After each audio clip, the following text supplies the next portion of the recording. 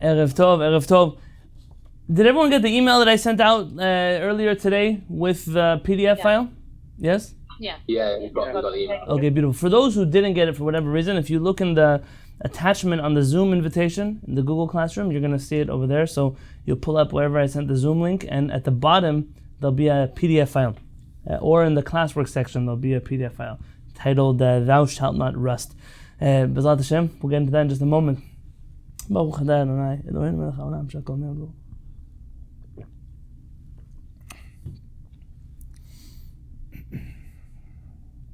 All right, before we start, just a few reminders. So first and foremost, I welcome everyone to please chime in, to please unmute yourself at any point in time. You want to ask anything, say anything, just go right ahead and be a little American and rude and interrupt me. B'ezrat Hashem, you're welcome to do so. I will not be able to monitor the chat box.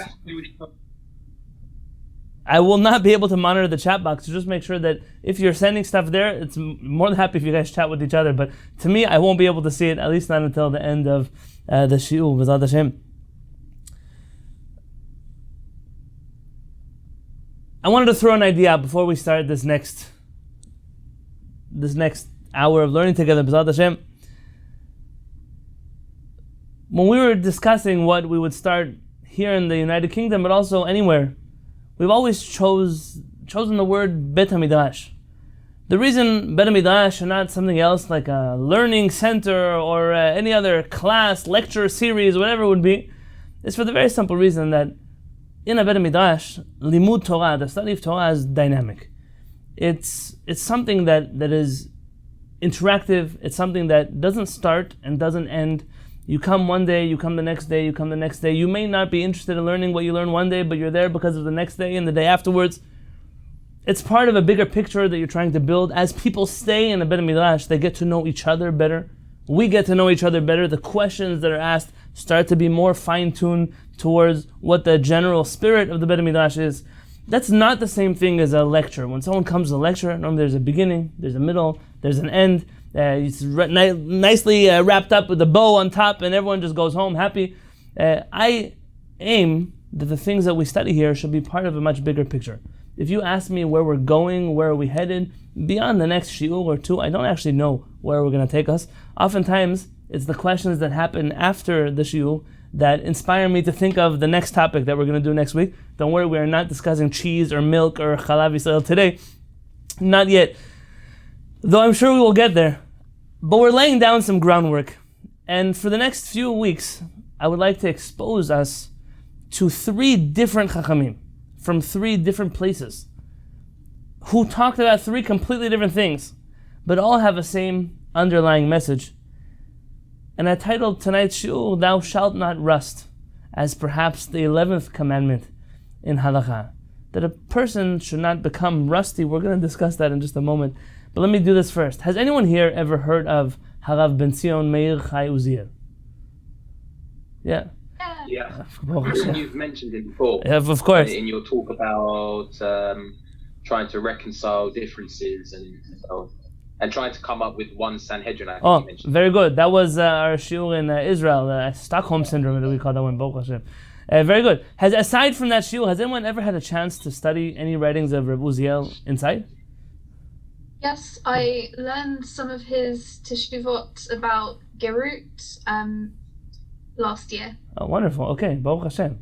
So, yeah, I think if that was the one there was a very good article which I think I saw where his stuff on Kehillat was really, really very good. Yes, there's a very good article by Rabbi Angel that I might post it to the group later, which is comparing him and Harav Kook on 3 different issues and showing how, you always have this certain image of Rav Kook, and maybe not of Rav Uziel if you don't know him, but when you start to compare these 2 Chachamim, who were very good friends, so I'm not here to pit them against each other, but you really notice the difference in worldview, not just in details, but in worldview between these 2 Chachamim. The truth is that I came to Rav Uziel not so much in the realm of halakha, I won't lie to you. Rav Uziel's halachot are outstanding. There's some very unique approaches to halakha which are very relevant and actually get more relevant as we move away from the lifetime of Rav Uziel. Rav Uziel has a number of books on essays, Michmenei Uziel, Hegyonei Uziel, which is a 2-volume book on emunot and deot, all the different beliefs that Am Yisrael has or should have or shouldn't have, whatever it would be. Rav Uziel was a cross of a chacham, a poet, I don't know the word, philosopher. When Rav Uziel writes, he writes wearing his heart on his sleeve, but never forgetting his mind. It's a very unique combination. And sometimes in my Kehillat, we sit here, it's a Rosh Hashanah 2 days in, or it's a 3-day holiday of Sukkot, and how much can you listen to me talk already? So my Kehillat, we sit around in a circle, we say, what are we going to study now? We pull out Rav Uziel, and anything you read from Rav Uziel, the flowery language, the beauty in which he speaks, it uplifts the soul. And if you haven't done it until today, I cannot recommend enough to familiarize yourself with the writings of Harav Ben Zion Meir Chai Uziel, not just in Halacha, but also to see him beyond the realm of Halacha. But Rav Uziel, like most Chachamim, couldn't be put in a box. And that's why he encompasses more than just one little area of Torah. But tonight we actually are going to deal with him and Halacha and his approach to Halacha, and begin to talk about some of the issues that many of you brought up when we first started formulating this set of shiurim. But let's start in the place where I like to start, and that is in the Hebrew Wikipedia article. Wikipedia is not the most authoritative source in the world, but it was better than many of the other articles of Rav Uziel. Unfortunately, in English, there's very little. The things that are written about Rav Uziel are bare-boned or very specific into one area of his life. But a wholesome picture of Rav Uziel, aside from, if I can tell you, there is a book also by Rabbi Angel. I think both of them actually wrote the book together. Maybe it's called Loving Truth and Peace, the Grand Religious Worldview of Rabbi Ben Zion Meir Chai Uziel. It is one of my favorite books in the world. I cannot, my favorite, meaning it might even be better than the books that Rav Uziel wrote himself. Now, this book includes so much of his life, and there's so much to talk about, and we will take pieces from that book and discuss them in the future. From Rav Uziel as a rabbi, to Rav Uziel as involved in the political Zionist movement and founding the State of Israel, his relationship with other Jews, his relationship with Arabs, and trying to bring peace between the Jewish and Arab communities in Israel, the number of things that Rav Uziel dealt with in one lifetime, the places that he went, the organizations he helped start, a person who is so well-rounded, it's very rare to come across in Jewish history. And that book is out of print, if I'm not mistaken, but you can still find some random copies floating around the internet. And if you can, I would just ignore me for the next 5 minutes and Google around and pay whatever shipping it costs. Just get one of those books into your hands, B'ezrat Hashem. Yeah? Rav Puskila I think they're redoing it. Rabbi Angel with Rav Puskila. They say they're talking about reprinting it. Right, I just spoke with them today in the morning. That's right. But whenever we say things are going to be reprinted, when I moved to the old city of Yerushalayim, they started construction in the old city. This was 2008. And they announced that in October they would have an elevator to the Kotel. I was in Yerushalayim now, 2020, January 2020, and they're still building the elevator. They didn't say which October. They said it's going to happen in October, but they didn't tell you which year in October. Hopefully the project will get up and it will start running very soon. I have a lot of hopes in those people working together. Rav Uziel was born in 1880 and he died in September of 1953, which makes him 73 years old. Rav Uziel, though he spent so much... £245 on Amazon. How much? £245. No, that sounds like a lot of money, so don't do it. I said spend a lot of money on shipping, not a lot. You'll find it. Keep looking. Amazon is not the only answer.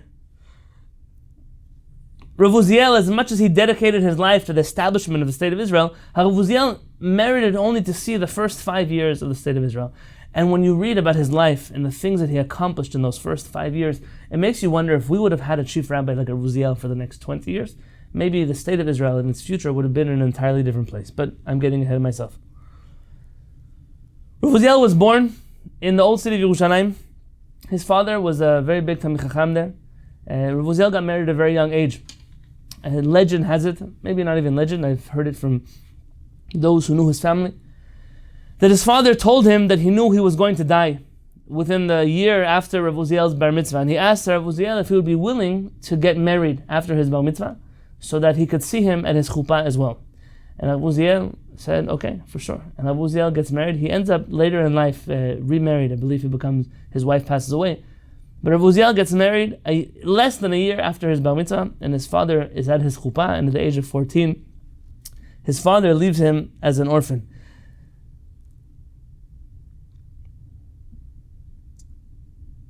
And Rav Uziel, I put a little piece here on page 1, on the right column, you'll see the italicized box, Rav Uziel's mournful words about his father. Rav Uziel had a big zechut when he was very young to learn by the elders of Yerushalayim. Most notably, the chief Sephardic rabbi at the time, the Chacham Bashi, was known as the Yisa Beracha. He learned from him. He also was exposed to the writings of Rabbi Yehuda al-Kilai. Have you heard of Rabbi Yehuda al-Kilai? Who was he? Anyone know anything about him?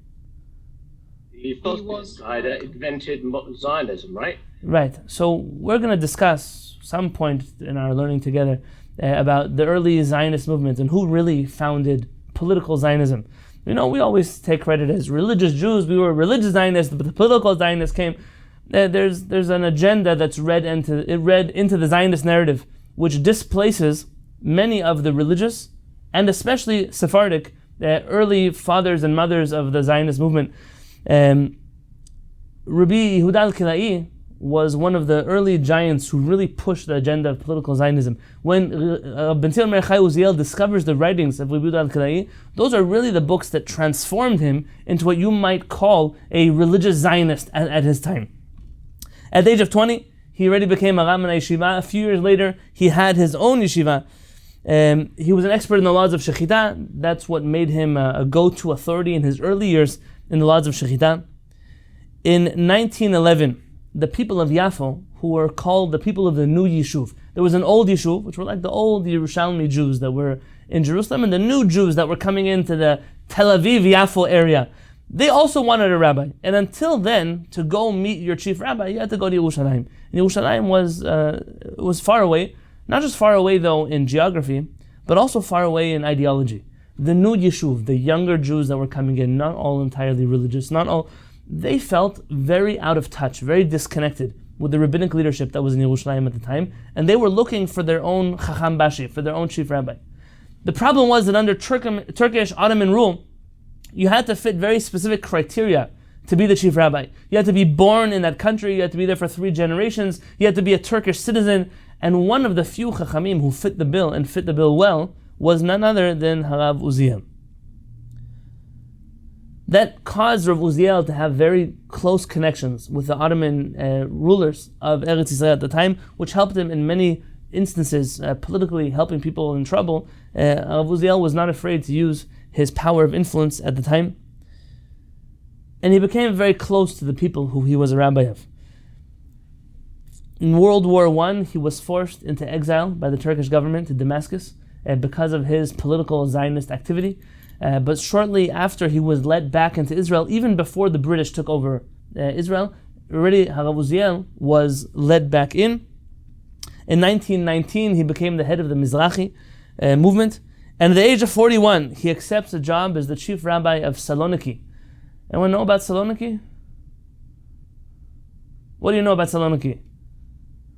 There was a big community there before the war. Tremendous. This is very good. This was like Salon is the biggest. They called it the Upper Jerusalem. That's right. Ir v'em b'Yisrael. It was like the city of the Jewish people. This was a tremendous job opportunity. So even though you may think he left Israel to go there, but really it wasn't so much a downgrade as an upgrade. He in fact replaced the rabbi whose name Rabbi Yaakov Meir. Rabbi Yaakov Meir was later a mentor of his in life. Rabbi Yaakov Meir takes the job as Chacham Bashi, as the chief Sephardic rabbi in Israel. At the time, by the way, there only is a chief Sephardic rabbi in Israel. There is no chief Ashkenazi rabbi in Israel at that time. So he becomes the Chacham Bashi, and Rav Uziel replaces him in Saloniki. You should know later in history, the next runner-up, once Rav Uziel goes to Israel, when Rav Uziel passes away in 1953, the next person that they wanted to be the chief rabbi of Israel, anyone know who that was? There was one great candidate. 1953. There was a chacham by the name of Rabbi Yosef Mesas. We've spoken about him before. He was not even in Israel at the time, but they reached out to him. At the time he was in Algeria, they reach out to him asking him to come to Israel to be the chief rabbi. And he declined, not because he did not want to go to Israel. Eventually he moves to Israel. He declined because he felt that it would be disrespectful to Rav Uziel to pretend that he could fill in his shoes. And but he entertains us by sending his resume to the chief rabbinate in Israel, and that's how we know so much about Rav Yosef Masas's life. He writes there about books that he never managed to print, some 53 works, and we only know about them, including a passport photo that he sent for his application. We only know so much about his life because of that application, that he gave them the information they asked for, but then declined their invitation to join as the chief rabbi. When Rav Uziel is in Saloniki, he finds there that there's really some major problems with the Jewish community. He dealt there with agunot. The reason why he was dealing with agunot was not because men were dying and they couldn't find them, but he was dealing with a generation of Sephardic Jews for the first time who were becoming very secular and not interested in divorcing their wives in rabbinic court. And this left many, many women stranded. Rav Uziel came up with a very interesting solution of putting some kind of clause in the ketubah, in which if a person gets married via the Beit Din, then when the husband no longer wants to give a get, the Beit Din will have the opportunity to release her from her marriage because they can nullify it retroactively. The other rabbis of his generation went to war against him and the other rabbis of Saloniki about this clause in the ketubah, to which Rav Uziel responded that this is not something he can do on his own. This is something he needs participation with other rabbis. They must get on board to come up with a solution. And Rav Uziel writes, I don't care what your solution is. You can come up with whatever solution you want, but there has to be a solution before this problem gets worse, because it will get worse, and I know that the Chachamim will not care enough to come up with a solution to this problem. Unfortunately, we're some 100 years later, and the problem is worse today than it ever was, and the Chachamim that have been willing to get together to come up with a creative solution for this problem, I would say they were far and few in between, if there were enough of them to say far and few in between about. But it's not even that many that I could say far and few in between. Like the Rambam says, that there's 3 categories of people who study Torah. So the third category is so special, but there's not enough people to call it a category. It's just 1 or 2 or 3 people. Part of his conditions in becoming a rabbi over there was they had to promise him that he would have control over the school system, to control the direction of education of the youth, to introduce them to Israel, to Hebrew language, to Zionism. And essentially he pushes many, many of those young Jews to make Aliyah to Israel. In 1923 he returns back to Israel and he becomes the chief rabbi of Tel Aviv Yafo.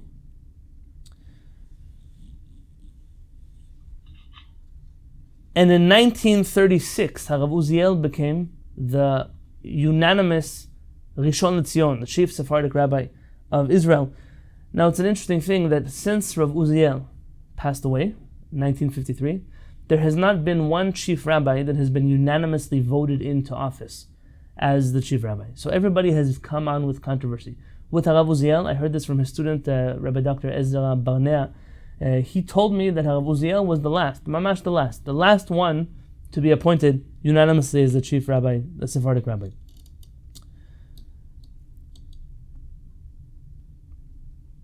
They ordained him in the Rabban Yochanan ben Zakkai synagogue. If you're familiar with the old city of Jerusalem, you might notice there's the 4 Sephardic synagogues. One of them is traditionally where they crown the next chief rabbi.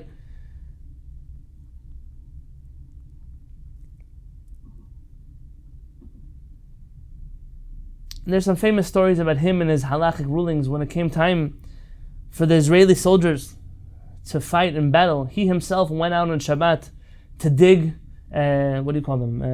trenches for the soldiers. And they asked him, why are you doing this? I'm the chief rabbi, I have to set an example. He said, but how can you violate Shabbat? And he says, this is not violating Shabbat, this is saving the life of the Jewish people, and digging for our soldiers on Shabbat is pikuach nefesh, it pushes off the Shabbat, and he himself set a personal example. In the 1930s, there was a battle that broke out near Yerushalayim between Arabs and Jews, a gun battle. And when Rav Uziel heard that these, I wish I had the words in front of me right now, it's written in the book of Rabbi Angel. When he heard that the battle had broken out, he put on his chief rabbi garb and his turban, and he walks out into the middle of the battlefield. You can imagine the Arabs and the Jews see the chief rabbi coming out, and they stop shooting for a moment. And he comes out, and he speaks to the Jewish side in Hebrew, and to the Muslim side in Arabic. And I don't have his words in front of me. But he says, my brothers and my cousins, he said, we are both the children of Avraham Avinu. This land belongs to the Jewish people. We will conquer this land. But this land is great enough for the both of us. This land is large enough to sustain both of us. This land is large enough to feed both of us. He said that if you put down your arms, we could live in peace side by side. The war didn't end, but both sides put down their weapons and ended the battle with Rav Uziel on the battlefield. It may have been one of our last chief rabbis who actually spoke Arabic. You wonder if you're in the Middle East, how you can have leaders who are not familiar with the language of the Middle East. Rav Uziel, in 1948, when the State of Israel was established, he made a point to go to every church and mosque in Yerushalayim and to tell them, I'm your chief rabbi. There's no chief bishop in the Rabbanut and there's no chief imam in the Rabbanut. I am your chief rabbi.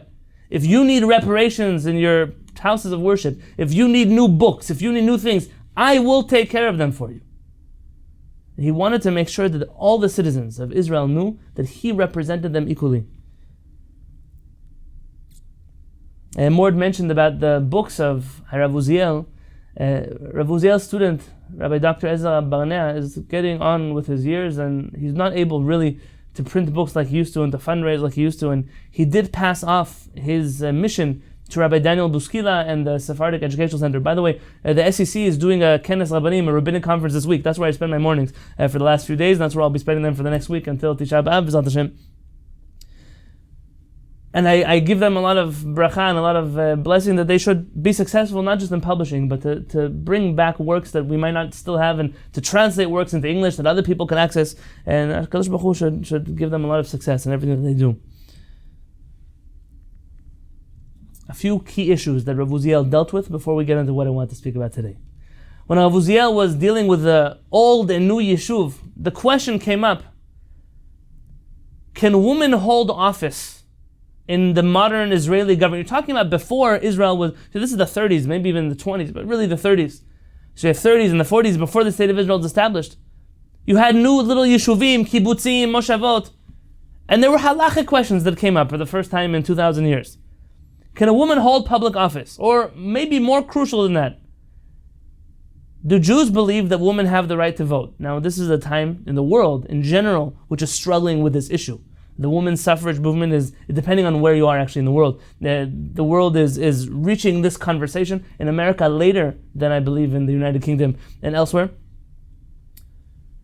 And Rav Uziel listens to the arguments that people are making against women having the right to vote. Some interesting arguments based on religious sources, some absolutely ludicrous ideas like women are not intelligent enough to have an opinion to vote, which Rav Uziel says, I've met my fair share of unintelligent men. Are you going to tell me that we're going to take away the right to vote from anybody who doesn't fit your bar of intelligence? Rav Uziel was a pretty sharp character. Rav Kook was one of those rabbis who believed that women should not be able to vote. Now, I will say that those who are students of Rav Kook would like to explain his opinion as such that Rav Kook believed that votes shouldn't separate family members, and that a family unit, a husband and a wife, should vote as one entity, and that it should be the husband who represents the family, and that it shouldn't be a situation where people argue. And it's a nice conversation to have, but at the end of the day, they count individuals. You don't vote based on counting households. And the question of can women vote was a real issue, and Rav Kook and that issue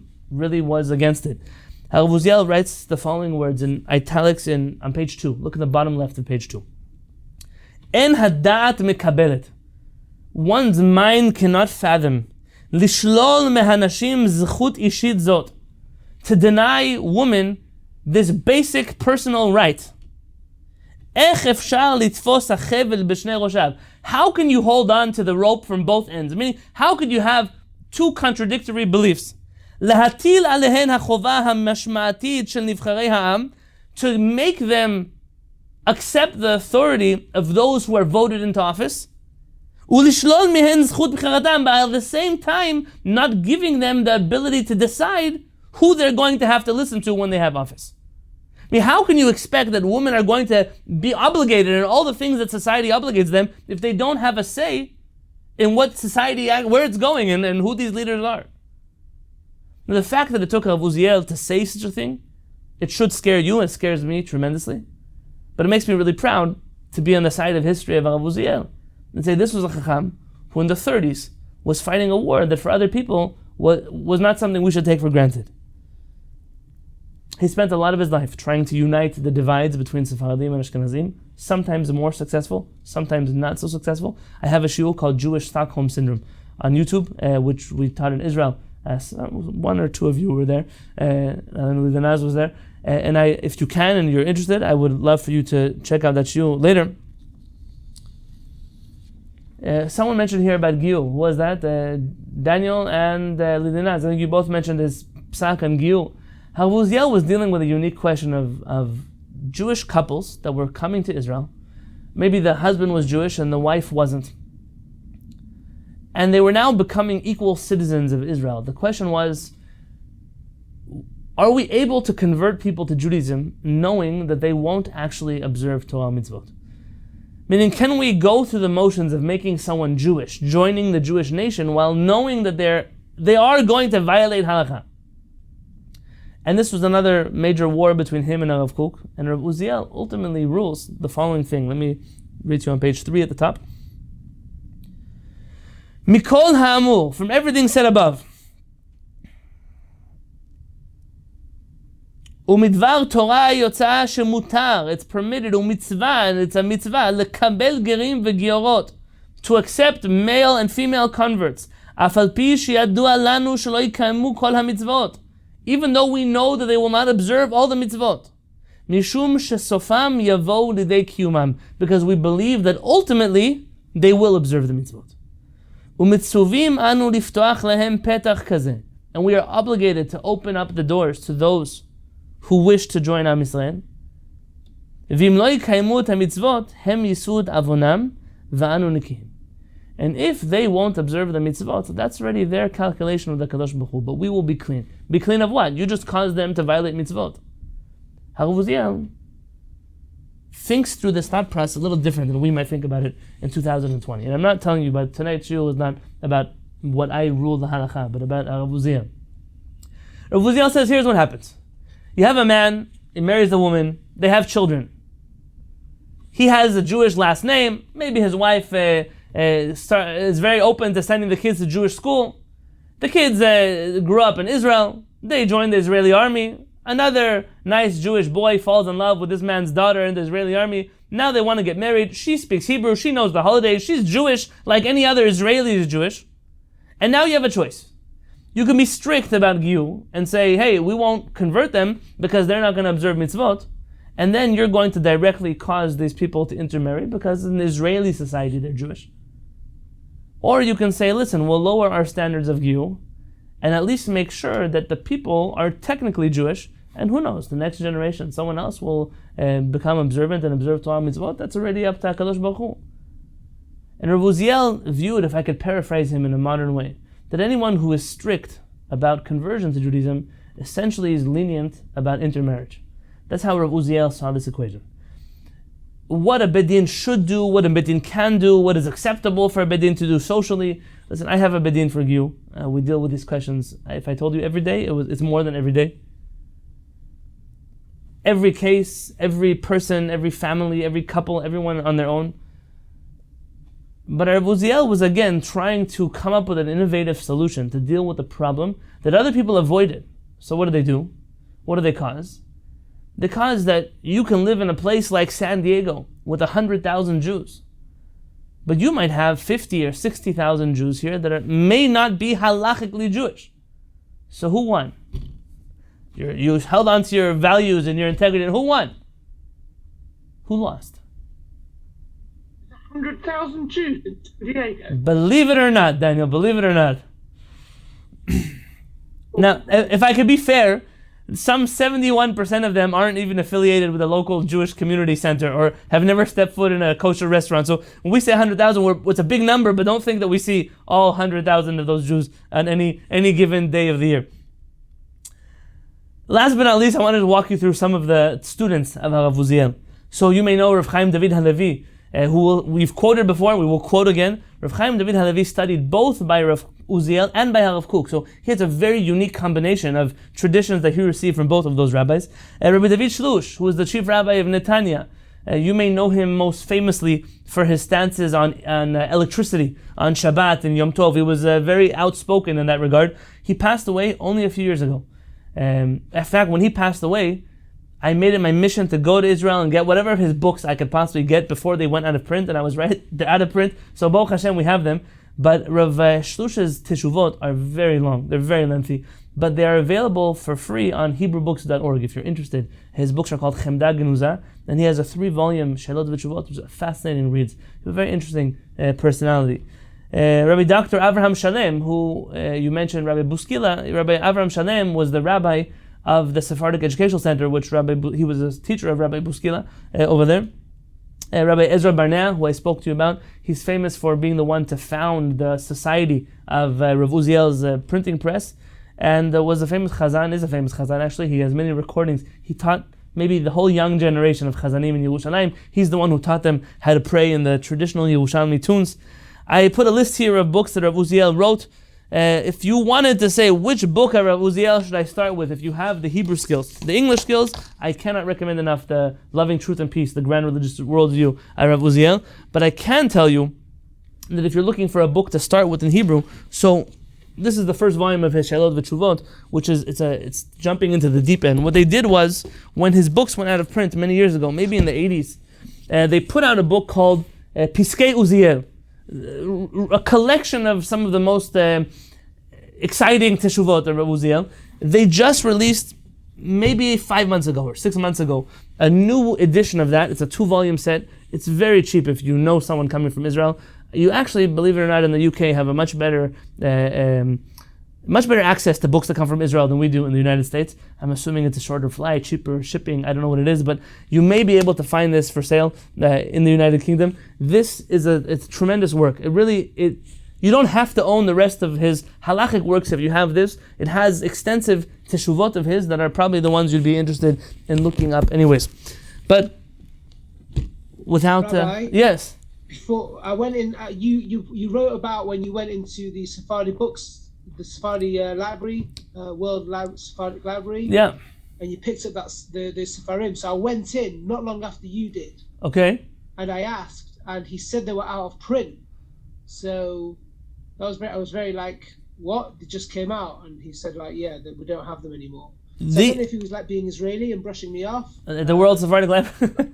Well, it could be a combination of the above. They're being Israeli and brushing you off. But the best place to go for that would not be to the World Sephardic Library, because they only keep 1 or 2 copies of those books and stuff.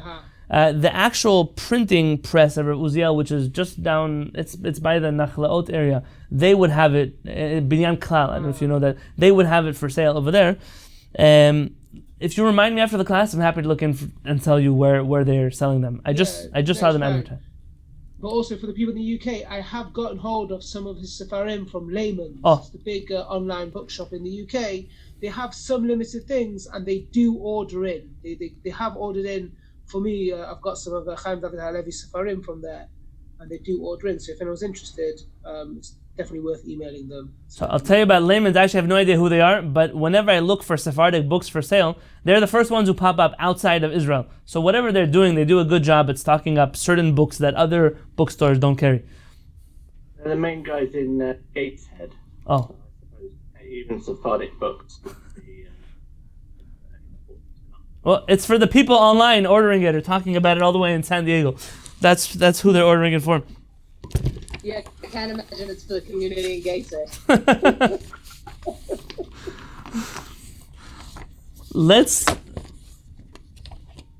Let's get started. By the way, if I could say one thing from Rav Uziel that really touched me and I think resonates very deeply with me. Rav Uziel, and I mentioned this in the shiur on the Jewish Stockholm Syndrome. Rav Uziel was adamant that though there are Sephardim and Ashkenazim, and those traditions are as far from each other as East and West, Rav Uziel's stance was that it was not Germany that made Ashkenazi Talmidei Chachamim, and not Spain that made Sephardic Talmidei Chachamim, but that it's despite those locations that we had the Chachamim that we have. And at any point in time, the Jewish people would be able to overcome the geographical places which they came from and rally around one type of Judaism.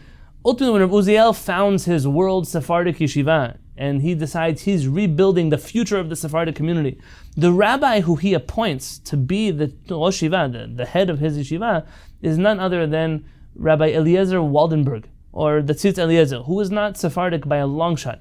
Rav Waldenberg was the chief rabbi of the Shaar Tzedek Hospital, was an expert in medicine and halacha, and when they asked Rav Uziel, why would you appoint an Ashkenazi rabbi to be the head of a Sephardic institution, the first one in 2,000 years, and Rav Uziel said, he's the only one fitting to be a Sephardic Rosh Yeshiva. And the truth is that any of the books that we have of Rav Uziel today are because Rav Waldenberg made it his life's mission to hold on to those manuscripts. Most of the descendants of Rav Uziel did not continue in his tradition of religiosity, and it was Rav Waldenberg who held on to those handwritten manuscripts and passed them off and sat as the head of the committee to reprint those works. And if you ever wanted to look into an author that fits right in here with anything that we've read, you want to look into the writings of Harav Eliezer Waldenberg. It's an unbelievable Talmid Chacham, and we're going to get to some of his stuff eventually as well. But let's look together at page 4. Anything about Rav Uziel before we get started? Yeah. So a few of you discussed in the past about technology, about things that change, about halacha and keeping up with modern innovation. Rav Uziel, in the introduction to his book, Mishpatei Uziel, writes the following words. Page 4, 1. B'hotzii le'or sifri hakatan zeh. When I am publishing this small work of mine, Yadati ki tishaleni, I know that you'll ask me, Lemi yo'il sefer zeh. Who will this book help? What is this book good for? Harabanim hageonim v'talmidei chachamim shebedorenu, the geniuses of our generation, the talmidei chachamim of our generation. Lifnehem ptuchim sifrei atshuvot le'alfehem u'rvotehem shel rabotenu hakadmonim dor dor. They all have access to the thousands of works of Jewish literature that came before them. Are you coming to give something to those who are already learning Torah their whole life? And if you're coming to introduce this to the broader Jewish community, anybody who needs the answers to their halachic questions will just go to the Ohel Moed, to the tent of meeting. Batei midrasham shel rabbanei hador. They'll go to the houses of study of the rabbis of the generation. They will help them determine practical halachot. The tameh or the taher, to purify or to impurify, to prohibit or to permit. Those rabbis have a broad wisdom and understanding. So if you're printing this book of questions and answers, of halachic responsa for the Torah scholars, what do I know that they don't know? Says Rav Uziel. And if I'm printing this for the masses, they don't need my book, because they anyways have their own teachers that they can go ask questions to. But on the other hand, I know the different people will critique my works for different reasons. These will say,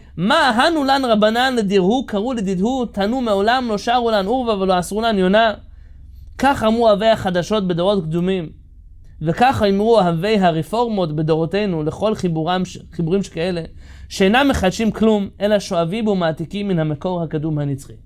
There are those who say, Rabbi, you didn't say anything new. The rabbis have never invented something. The rabbis have never finally decided to allow us to do something that previously they didn't do.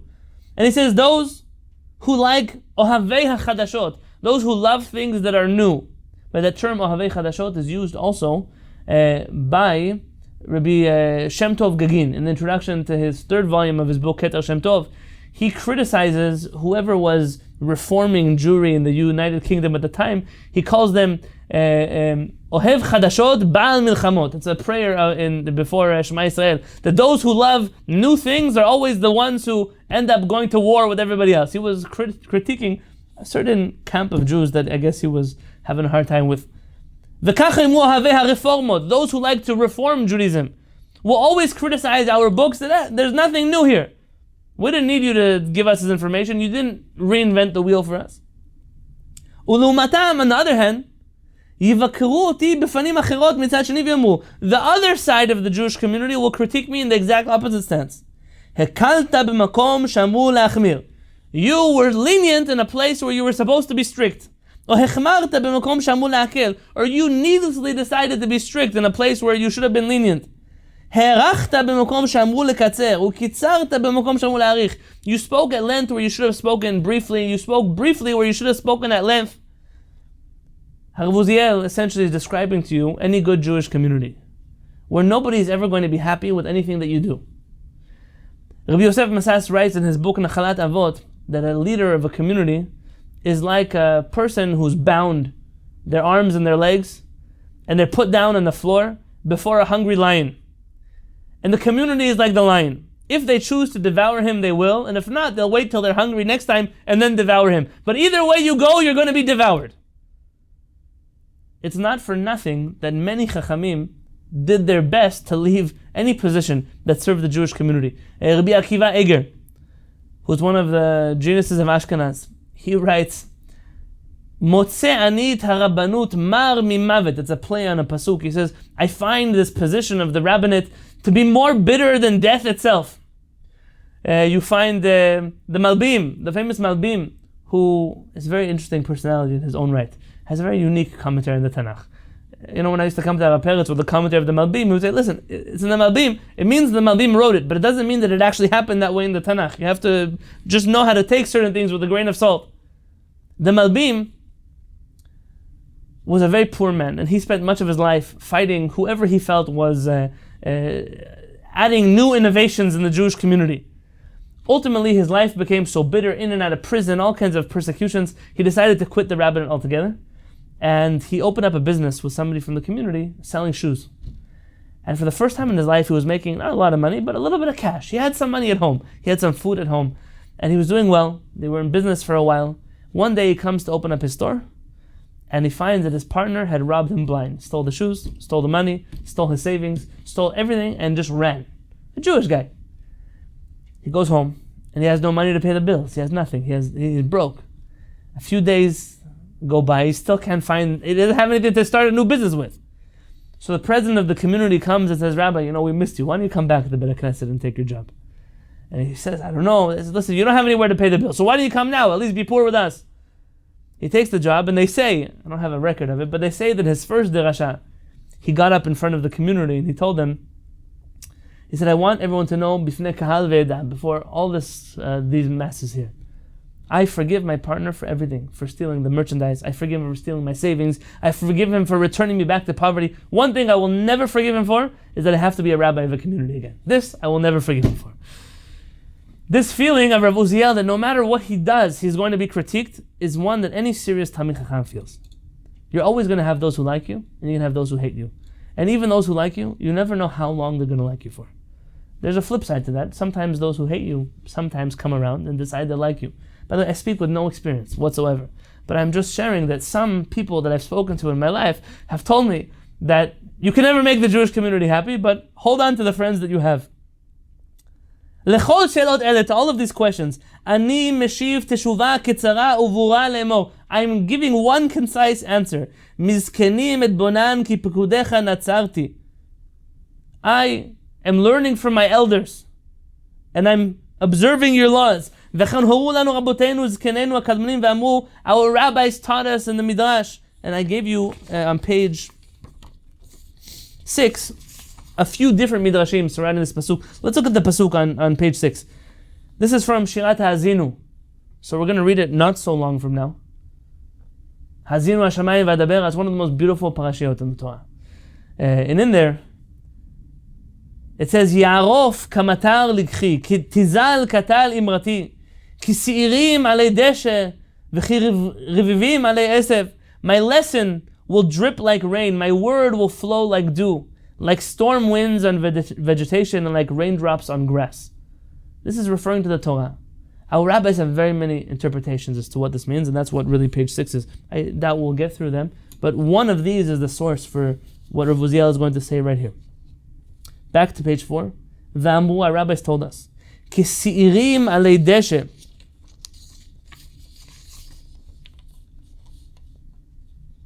like storm winds on vegetation, on grass. What does that mean? מה שעירים הללו יורדים על עשבים ופשפשים בהם כדי שלא יתליעו. These storm winds come and they shake up the vegetation so that it doesn't get old, it doesn't become wormy. You know, it's a natural process. The living things stay and the dead things, they get blown away. כך הווה מפשפש בדברי תורה שלא תשכחם. You must constantly blow storm winds over the words of Torah, so you shouldn't forget them. כך אמר לי רבי יעקב בר חנינה לרבי, and this is what Rabbi Yaakov, the son of Chanina, tells Rabbi Yehuda Nasi. בוא ונפשפש בהלכות. Let us constantly work over the halachot again. בשביל שלא יעלו חלודה, so that the words of the Torah will not become rusty. If you don't constantly revisit halakha, the danger is that halakha will become rusty, and rusty things break. Zohi hamidah hamehalechet al pnei kol hadorot. This was the attitude of our rabbis throughout all the generations.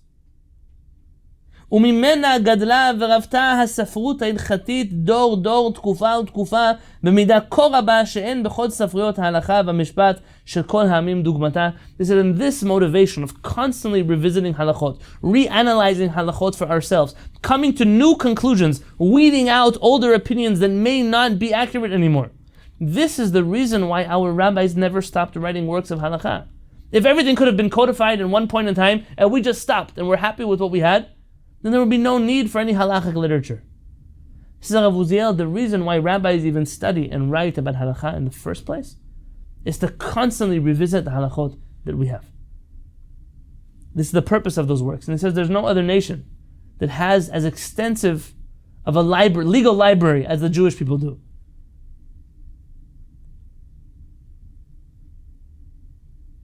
And there's where the title, Thou Shalt Not Rust, came from. Our desire is not to look for chadashot, not to look for new things, but to make sure that the Torah that we have is constantly updated. It's constantly kept in touch with reality. And this is the job of the Posek. Look in the next section on page 4, bold, at the bottom right column. HaShofet, the rabbinic judge, or HaPosek HaTalmudi, or the Talmudic decisor. There's no really good word for Posek in English. I'll tell you that the term posek doesn't mean what people think it means. A posek, I mean a lot of things about the word posek that people think a posek is and it's not. But let's say that the greatest character trait of a posek is the ability lifsok. What does that word mean? Do you know the word lifsok? Lifsok? Yeah. To make psak, to decide halakha. Right, well, the lifsok, we'll use that word. What does it mean, lifsok? A posek. To stop, psak is to stop, to cease. To stop, to cut, very good. Sof pasuk, it's the end of a pasuk. A posek is somebody who knows how to make decisions. Somebody who is indecisive, by very definition, cannot be a posek. There are many poskim, we call them in a nice language in the world of halakha, we call them mirei hahora'ah, those who are fearful of ruling halakha. And these people, you may know them, they're the ones that when you ask halachic questions to, well, I don't know, it would be better if you didn't, but you could. The people who answer halachic questions like that don't actually have any idea what they're talking about. Because halakha has to be decided. It's the curse that Rabbi Shimon Bar Yochai in the Talmud Masechet Shabbat tells us, that one day yishotetu levakesh devar Adonai velo yimtzeu. They will search for the word of Hashem and they won't find it. And the rabbi said, "What do you mean? Will the Torah ever be forgotten from the Jewish people?" And he says, "What do you mean? Of course, it will be forgotten. How will the Torah be forgotten? Lo yimtzeu mishnah berura v'halacha berura b'makom echad. They won't find a clear approach to Torah study alongside a clear, decisive halachic path in the same place. Everybody will be full of what ifs and all kinds of fears and doubts, and nobody will actually know what to do anymore in halakha." Says Rabbi Shimon Bar Yochai, that's the generation when the Torah will be forgotten from the Jewish people. I'm pretty sure that the concept. I mean, I'm loving this as an analysis, saying actually what makes you what makes somebody useful almost in one sense is the ability to say, here and now, at this point, here's where this question needs to stop, right? And to actually, this makes it, this brings it into this moment, this issue, right now, right here. This is what it is. Full stop. Absolutely, and that's the that's the meaning of the rabbis. When you see sometimes in halakha this term comes up, you'll hear the rabbis use a word called en ladavar sof. If you allow yourself to continue on this trajectory, there will be no end. The reason is this rabbi who is a posek is telling you, if you continue thinking like this, there are endless things that you're going to be concerned about, and you'll never be able to just stop here. And this is what they're trying to what? Mishnah Yom about Kohen Gadol's wives dying. Very good. Yeah, there's a number of places. This happens absolutely. And that There's another concept I think that's very useful here. There's a parallel between the concept that you mentioned before of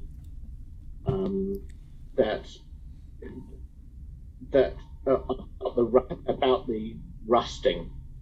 It's very reminiscent for me of the Socratic approach of saying, effectively, the unexamined life is not worth living. You don't test it, it's going to fall over. It's engineering, right? You can't just build something. You gotta give it a few smacks with a hammer to make sure that it stands up to the test. Absolutely, it's like robustness. Of course, and by the way, I think the fear of an engineer saying I can't smack my creation with a hammer is because he knows that it's not going to stand up to the test of the hammer.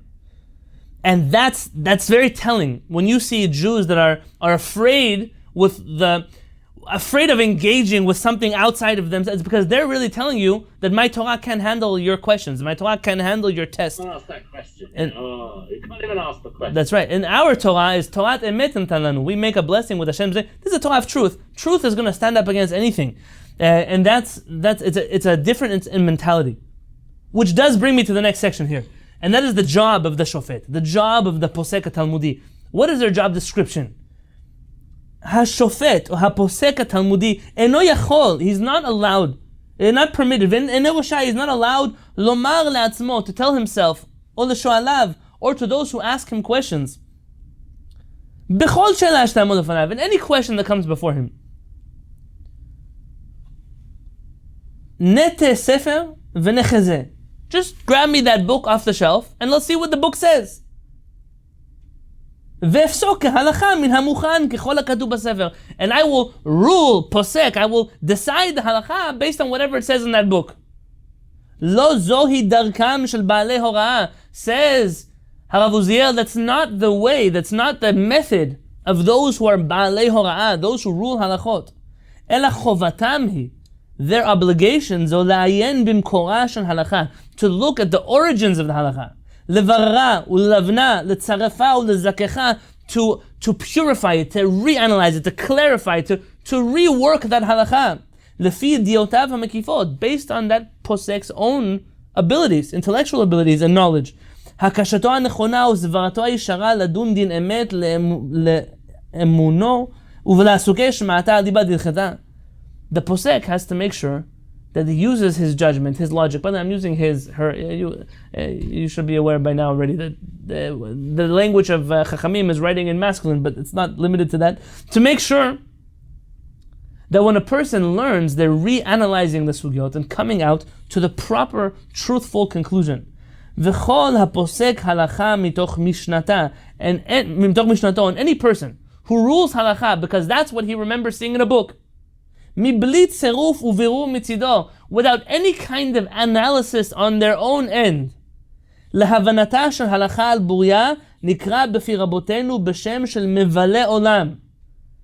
type of rabbi is called a destroyer of the world in the words of our rabbis. These people who say, well, that's what the book says. What do you want me to do? The book says. I heard a shiur today in the morning from Chacham Yitzchak Shuraki, who I had the merit to learn with for the first time in 2017 in Yerushalayim. He once told me that essentially in the Jewish community today, you have a new type of Kehillat.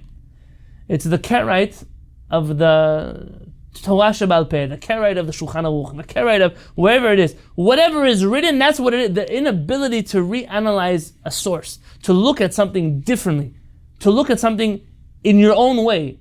We're stuck. We're stuck somewhere. What? I didn't want to mention names, but this is the reality of where we're in today. We're stuck. There's a book called Chachamim, Our Sages, by Rabbi Benny Lau. If I can, I started a series on it once, but it kind of fizzled out. This book suggests that there are 7 types of Pharisees, like the Talmud mentions, and one of them, and perhaps the type that we deal with the most in the Jewish community, is the Pharisee who struggles with spiritual paralysis. This is a paralyzed person. When it comes to halakha, when it comes to Judaism, they're afraid to move. They don't know what to do. Everything they might do might become an issue. Everything that might happen, maybe it's wrong. By the way, a word to the wise.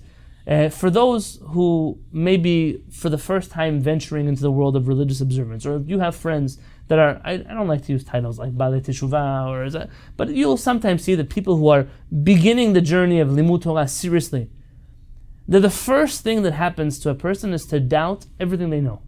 They doubt everything that they do. Because, hey, I just learned today that there's a way, according to halakha, in which I have to put on my shoes. I have to put them on one way, tie them in a different way, and I have to pick up the washing cup with one hand and slip it to another hand. And I'm being taught that no matter how educated I am, how long I've been on this earth for, how many degrees I have, which job I work in, I don't even know how to put on my shoes in the morning.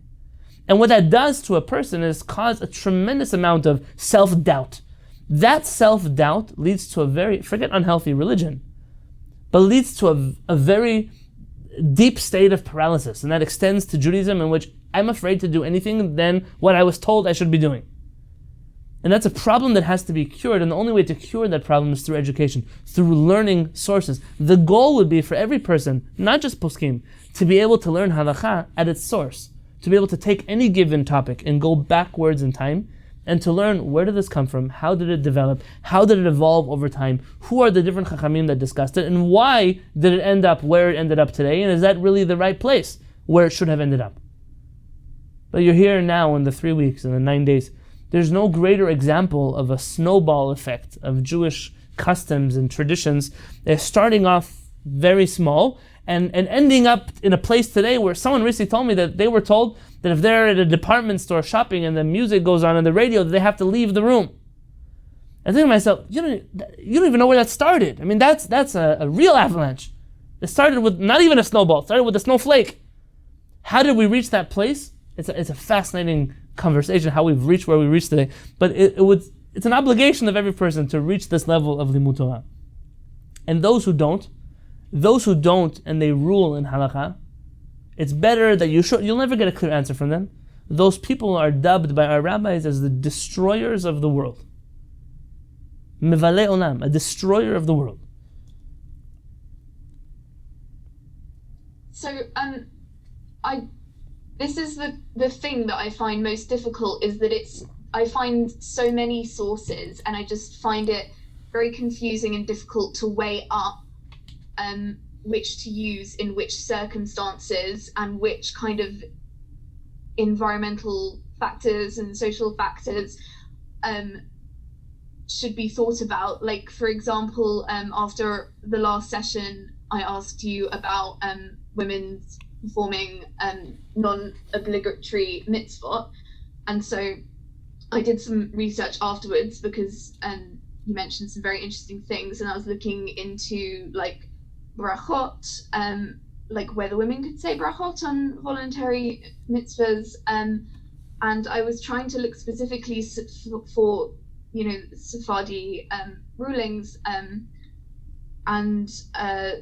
everyone follows the Moran, which makes sense, apart from one. I could only find one Sephardi Posek who ruled that it was okay for women to say a bracha on voluntary mitzvah, and that was Chacham David Halevi, who was mentioned earlier, and his if I could, I think I have the quote here. It says, in a place where women are accustomed to reciting the bracha on a positive and time-bound mitzvah, one should rule for them that they continue to recite it. And in the place where the custom is unclear, it's desirable to rule for those who ask should not recite, but one should not protest at all women who recite a bracha, or anyone who rules for them that they should recite a bracha. This is just one example of many, many different rulings where actually the environmental concerns he was concerned with, like Ashkenazim and Sephardim living side by side, and like a changing society and family traditions. But on the other side, the majority rule is no. Like, at what point is it okay to go with a minority, even when it makes sense for the social context you're looking in? A lot of the time, I see even very progressive Poseks, not just on this issue, like I said, on like lots and lots of different issues, ruling with the majority even when it doesn't seem to make sense for the social context, and there is some, even if it's extremely minor, precedent for a different ruling. And I just find it completely confusing. But you mentioned a general question and a specific question. So the specific question actually requires a lot of very specific depth about the brachot and reciting brachot and mitzvot that are obligated in and not obligated in, why Maran rules what he rules. Rabbi Chaim David Halevi is referring to two communities which women did recite brachot in, namely the Ashkenazi community, who followed the Tosafot, who Rabbeinu Tam, who permitted such a thing, as well as the North African Jewish community, who specifically around Sukkot time, when it came to waving the Lev and Etog, had a custom that women recited that blessing, even though it seems in contradiction with the Shulchan Aruch. I mean, Rabbi Ovadia Yosef is right up the opposite alley of that, and says if you see a woman reciting this blessing, you can't even answer Amen to the blessing that she recites there. It's like night and day. That is it's actually not just a very important thing. It's an area of halakha where I spent more than a few years trying to come to some level of clarity. I will tell you, and it's actually personal, I reached a final level, I think it's Siyat Dishmaya, a final level of clarity on Rosh Chodesh Av 2 years ago. My daughters were born. Tomorrow is their birthday, the Hebrew birthday. I had twin girls. And in the hospital, I was struggling with the concept that some poskim had of not reciting a Shechianu blessing at the birth of a daughter. And this was something that was challenging me greatly. And it led me down the rabbit hole of conversations of men and women and Judaism and Halakha. At my daughters, it wasn't their baby naming because it took them a long time to get out of the hospital, but when we first did a celebration, I maybe spoke for an hour following that whole trail of halakha regarding Asher Kedisham Zavitzivanu, and whether women were exempt from time-bound mitzvot entirely, or they were first obligated and then exempt from the mitzvot, in which case, when they opt back in, they can still use the word v'kiddishanu and obligate themselves. It's actually a very interesting conversation. It could be that when we get close to Sukkot, which is really when this issue first comes up in the Jewish calendar, it might be a worthwhile shiur to just pull out. I don't know if you like where the rabbit hole leads us, but it might be an interesting, specific halachic conversation to have. Absolutely. To your bigger question, I will say this. We oftentimes expect certain people to rule a certain way because of you mentioned social context they're in, or perhaps the ideological camp they're a part of. I think it's part of what makes a posek is that they're not predictable. You can actually think that they'll come up with their own answer regardless of where you think they should rule. But I'll say even more than that, and this is not in a positive fashion. You wonder about, we mentioned electricity, Rabbi David Shlush. So, is electricity permitted or prohibited on Shabbat and Yom Tov? You'll say, well, the majority of rabbis say it's prohibited. That may be true, but from that majority of rabbis, and I don't even know how you quantify majority. Who are you counting? Who are you not counting? It's an interesting question. But from that majority, how many of them actually analyzed the halachic and scientific sides of electricity on Shabbat? Meaning, they may have an opinion that is not allowed, but is it really an opinion in halakha? Is it a halachic opinion, or is it just a parroting of something that someone else said? In which case, when you start counting opinions, are you counting novel opinions, or are you counting just regurgitated opinions? And that's where you get into this hard question. Is it really a matter of numbers? And There are some poskim who like to play the numbers game. Rav Yosef was famous for that. When he would answer a question, he didn't just answer the question, he would pull out lists of rabbis who you never even heard of before. The rabbis whose books, you wouldn't even know where to find them unless you were in Rav Yosef's living room. The only copy in the world existed over there. And the way he did it was he would drag you there and then beat you over the head with lists of rabbis' names. And that is a very interesting approach to halakha. But it's not necessarily the most accurate approach to halakha. Just because you have 1,000 people who said the same thing doesn't mean that that's the majority opinion in halakha. And that's why a posek will sometimes say, I'm not following a minority, but really at the end of the day, there are only 2 rabbis who discuss this matter. And from the 2 rabbis who actually analyze and discuss this matter, I chose like one of them. It's not a majority or a minority game. I saw that Alexander Menashe, you raise your hand? Yeah, but you kind of actually answered my question with the okay. last sentence. Fine, Baruch Hashem. Let's keep going because I see we're getting close to our, we are at the end of our time. Let me just read to you another section. Davar zeh shu nikra masa umatan shel halakha. This which is referred to as the give and take of halakha. Domeh letal shamayim, it's like the dew of the heavens. Shiored al ha'asavim, that falls down on the grass. Umefashpesh behem, and it rejuvenates them. Shelo yatliu, that they shouldn't become wormy. The dew comes down to rejuvenate the earth and to make sure that it doesn't become dry and hard, but it constantly remains life, full of life. And that is our obligation with halakha as well. Lefashpesh b'halachot, to reanalyze halachot. להרצותם בעל פה ובכתב, איש איש לפי סגנונו והבנתו, הסברתו והקשתו, בשביל שלא יעלו חלודה, אלא שיהיו תמיד כחדשים. He said that's every person's job, to learn halakha, to teach halakha, to write halakha, to make sure that halakha is constantly revisited so that it does not become shlo ya'alu chaluda. It should not become rusty. Ela shiyu tamid kechadashim. They should always be new. They should always be vibrant and full of life. That's our job as people who are committed to halakha. This idea of keeping halakha alive is almost the opposite of what we're taught about halakha.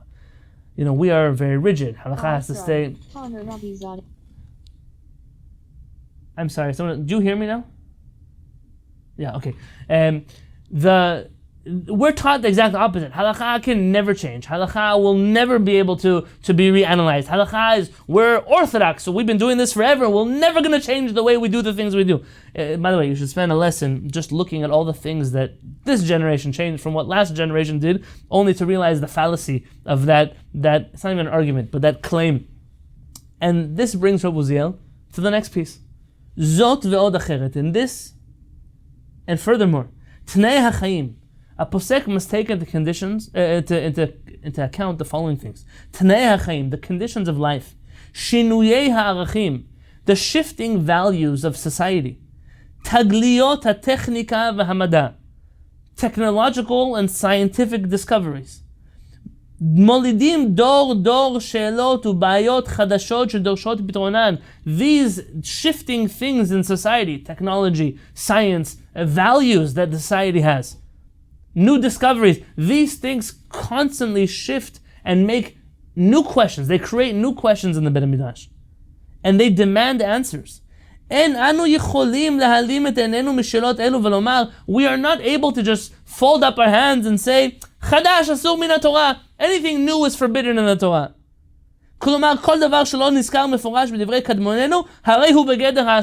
Anything our rabbis didn't talk about, we don't talk about it either. We don't deal with new things. You cannot do that. It's forbidden for a posek, a religious leader, to deal with things that way. But on the other side, we also can't just permit it because it wasn't discussed beforehand. And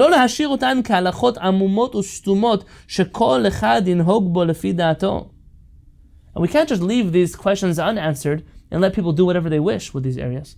But we must sit down and analyze these things. And Rav Uziel said that's the job of the poskim, that's the job of the chachamim. And therefore he says in the next paragraph in bold words, Ani matzati chova la'atzmi lanot gam ani chelki. And so even though I may not be the greatest rabbi of the generation, says Rav Uziel, but I felt that I also have to contribute to this conversation. There are new issues, there are pressing matters that need to be revisited that I have to give my 2 cents on. That's my opinion that I need to share. En ani mechadesh klum. I don't invent anything. Ve'en anu reshaim lechadesh davar. We also are not allowed to invent things. Rav Uziel is going on his mission, which is to say, these are not new things, but these are things that he's extracted from ideas that have always existed. If you look with me on page 5, we're not going to finish this, but at least this paragraph. Ve'en ani kovea halacha ledorot. It's crucial to know that I'm not ruling halacha for generations. Ki leukme girsa aliba deshmata lo bechokma talia ela b'siyata deshmaya. Because to rule a matter in halacha truthfully is not dependent on how much you know, but on how much assistance you have from HaKadosh Baruch Hu. V'chen darshu rabotenu zcham levacha. This is what our rabbis of blessed memory taught us.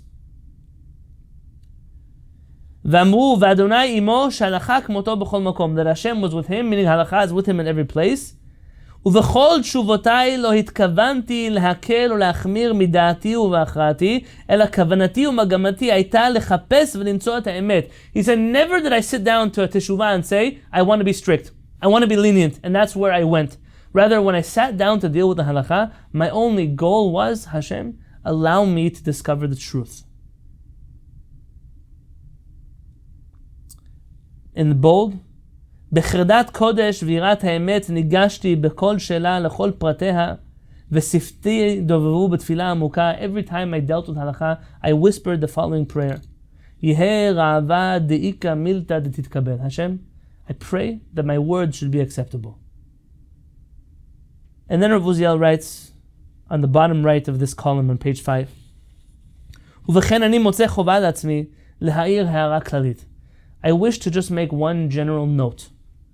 תשובותיי אלה שבספרי, these letters that I'm introducing in this book, אינן אלא הצעה של בירור הלכה. They're only suggestions in הלכה. ולא הלכה למעשה, לא לדורות ולא לשעה. These are not things that I'm ruling into practical halacha, not now and not for eternity. כי הפסק ההחלטי בשאלות הלכה לא מסרו התורה אלא לבית הגדול או כנסייה של גדולי הרבנים בכל דור ודור. Only the Bedin Hagadol in Jerusalem is allowed, the national court of Israel can make legal rulings that is binding on the rest of the Jewish people. Or at the very least, says Rav Uziel, a significant group of scholars who decide, who lead the Jewish people, would be able to rule such things actually into halakha. רק לבדין זה מסור פסק הלכה שהוא מחייב לכל בני דורם. Only that kind of bedin could obligate a generation to listen to its rulings. He said, but for me, really, I'm just suggesting halachot. And those who wish to follow, those who wish to analyze this and accept my rulings, that's fine. But I'm not in the place, I'm not in a national standing in which I could change the course of halakha for the rest of the Jewish community. Rav Uziel ends off in the left column thanking his community. And in bold, Al rov tuvatam imi, all of the goodness that his community did for him. Me'az hoshavti al kiseh kavod zeh, since I sat on this throne, shani omed bo b'sheket shalom v'shalva, that you've allowed me to sit on it peacefully and quietly. Rav Uziel was always grateful to his position in Tel Aviv Yafo. It was the only community that Rav Uziel felt let him just learn Torah, let him just rule in matters of Torah.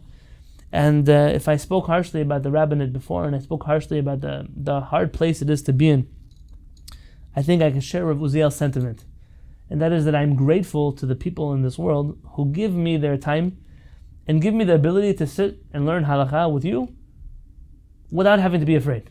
What are you going to say? What are you going to think? And why did you do this? And why did he not that? And what? Because in a Bet Midrash, we don't have to agree with each other. And I'm sure that if you keep looking into Rav Chaim David Halevi and other books and try to discover whether women should make brachot on mitzvot or not, and whatever conclusion you reach, it doesn't make a difference if we agree or not.